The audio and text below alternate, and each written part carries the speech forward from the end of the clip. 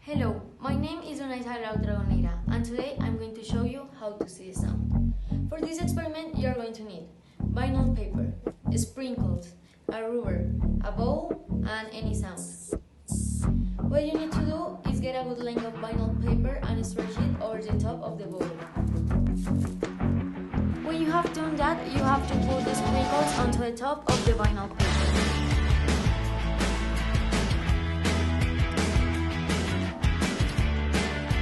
And finally, put a sound directly into vinyl paper and you will find that the vibration of that sound makes the sprinkles move by themselves.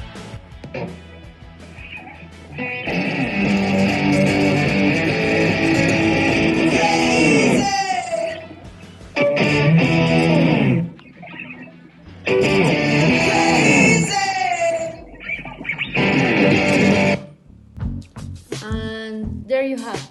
This is how you can perform an experiment of how to see the sound. Thank you.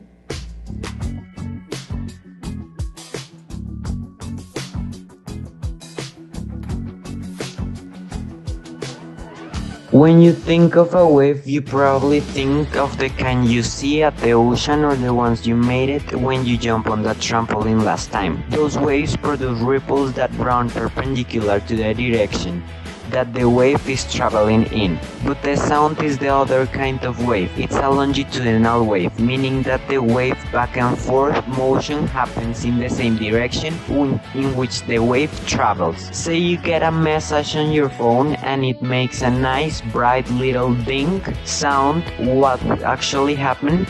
Like on a physical level, your phone speakers contains a diaphragm, a piece of stiff material usually in the shape of a cone. When you got the message, the electronics inside the speaker made the diaphragm move back and forth, which vibrated the air around your phone. That made the atoms and molecules in the air move back and forth. Then those moving particles vibrated the air around them, and as the process continues, the sound wave spread outward. Anyway, physicists sometimes describe sound waves in terms of the movement of these particles in the air, in what's known as a displacement wave.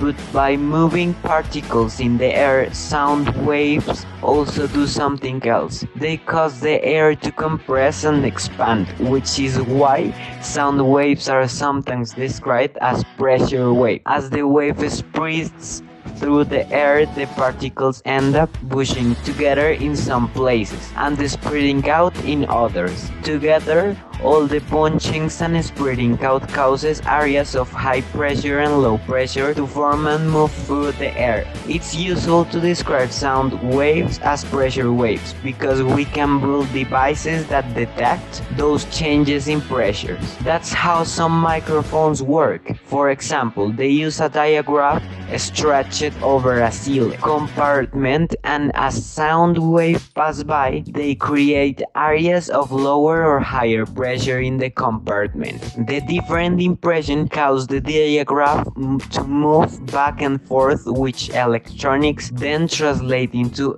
audio data, and your eardrums basically work the same way. As pressure waves pass through, they make your eardrum vibrate. Your brain then interprets this vibration as sound.